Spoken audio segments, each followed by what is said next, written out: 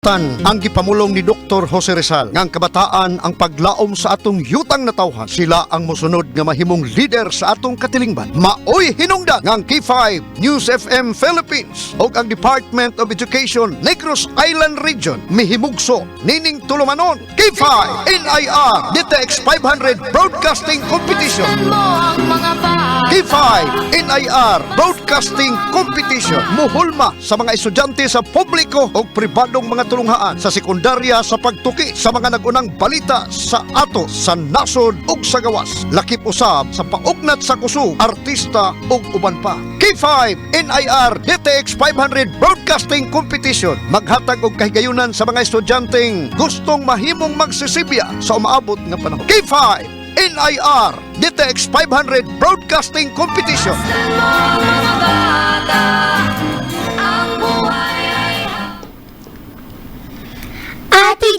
Ate Jean, anong oras na ngayon? Ang ating oras ay alas 7 ng umaga. Magsisimula ng DZNO 93.3 Kabataan on Air. Maaasahang kabalitaan para sa katotohanan. DZNO. DZNO 93.3 Kabataan on Air. Balitang tapat Impormasyong tama at sapat. DZNO Balitang inyong maaasahan. Kasangga ng mamamayan. DZNO 93.3 Kabataan on Air. Sumasahing papawid saan mang sulok ng bansa. Miyembro ng KBP, kapisanan ng mga broadcasters ng Pilipinas. Sa ulo ng mga nagbabagang balita. Para sa balitang lokal, banggaan sa Barangay Hilocon, San Jose, 2 tao patay. Para sa balitang nasyonal, akusado sa isyong flood control projects na stroke. Para sa balitang internasyonal, paglubog ng ferry, 44 katao patay. Para sa balitang pampalakasan, Alex Iyala sasabak sa quarterfinals ng National Bank Open. At sa showbiz, SB19 nagpakitang suporta sa Bini para sa kanilang Signals World Tour concert. Susunod ang mga balitang ito pagkatapos ng isang patalastas. Hala, ang dami ng kulubot ng mukha ko. Ang tanda-tanda ko na tingnan. Hoy Gina, bakit ka na kasi mangot? Ang tanda ko na. Wow, ang ganda naman ng kutis mo. Anong gamit mo? DTX 500. Lang naman. Nena, ilang araw ko palang iniinom ang DTX 500 supplement. Nakikita ko na ang pagbabago sa mukha at katawan ko. Oh, di ba? Epektibo siya. DTX 500. May kasamang vitamina, polygynous at flavonoids na nagpaparami ng cell regulator tulad ng retinol, peptide at growth factors na mayroong direktong epekto sa metabolismo at produksyon ng collagen. Mabibili sa pinakamalapit na butika. Mapagpalang umaga Luzon, Visayas at Mindanao. Magandang araw sa mga live viewers natin. Kami ang inyong lingkod, Jacob Repolio. At Junly Estebangan, kasangga ninyo sa paghahati ng mga balitang totoo Para sa masang Pilipino.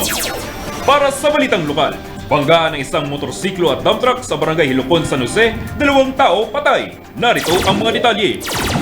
Patay ang 2 tao matapos mabangga ang kanilang sinasakyang motorsiklo sa isang dump truck sa National Highway sa Barangay Hilocon, San Jose, Negros Oriental.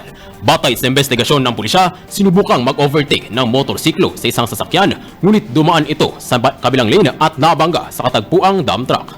Sa ngayon, voluntaryong sumuko sa San Jose Municipal Police Station ang driver. Angelo Cafe, rumuronda sa balita. Dagdag sa balitang lokal, lalaki timbog sa isang bypass operation sa Santa Catalina. Nakatutok si Ariana Opo. Timbog sa isang buy-bust operation ng isang 37 taong gulang na lalaki sa barangay Caranoche, Santa Catalina, Negros Oriental. Ayon sa pulisya, nakumpiska ang mahigit 20,000 pisong halaga ng shabu. Patuloy pa rin ang pag-angat ng kaso laban sa sospek. Naghahatid ng balitang makatotohanan, Ariana Opo. Bago tayo magpatuloy, atin mo nang kamustahin si Jacob Repolyo na live sa Kamanhak. Jacob? Magandang araw sa ating mga listeners dyan. Nandito tayo ngayon sa estasyon ng K5 News FM Dumaguete, kung saan ginaganap ang auditions ng K5 NIR DTX 500 Radio Broadcasting Competition. Nagtipon-tipon dito ang mga kabataang broadcasters ng iba't ibang paaralan, kabilang ang Kamanhak National High School, Negros Oriental High School at iba pa, upang ipamalas ang kanilang husay sa larangan ng pagbabalita. Jacob Repolyo para sa DZNO. Maraming salamat, Jacob, at good luck sa mga radio broadcasters dyan. Manatiling nakantapay dahil magbabalik pa ang DZNO. Ang D3 na cold-pressed extra virgin coconut oil. Extra virgin coconut oil. Dalawang magkaibang sangkap na pinagsama sa isang soft gel capsule para sa mga taong seryoso sa pagpapanatili ng kanilang kalusugan. D3 Bio. Para sa daily wellness, ang D3 Bio ay isang mahalagang bitamina na nakakatulong sa pagpapatibay ng normal immune function, buto at muscle health. Mag D3 Bio na! Nagbabalik ang DZNO 93.3. Para sa balitang nasyonal, akusado sa isyong flood control projects na stroke habang nasa detention. Narito si Ariana Opo.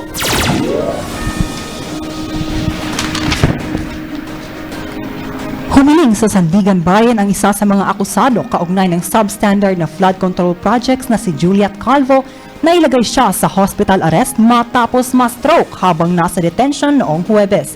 Hindi tumutol ang prosekusyon sa mosyon at inatasan ng Sandigan Bayan ang kanyang mga doktor na dumalo sa korte upang iulat ang kanyang kondisyon. Naghahatid ng balitang makatotohanan, Ariana Opo. Kalihim ng Department of Health, nagbitiw sa kanyang pwesto. Angelo Cafe para sa Balitang Nasyonal. Kinumpirma ni Department of Health Undersecretary Dr. Emiliza Perez Chong ang pagbitiw niya sa kanyang puwesto matapos italaga si Dr. Jose Pujalte Jr. bilang bagong kalihim ng ahensya. Sa kasalukuyan, magpapatuloy naman si Chong sa paglilingkod sa DOH Communication Office habang hinihintay pa niya ang abiso mula kay Pujalte. Angelo Cafe, rumuronda sa balita!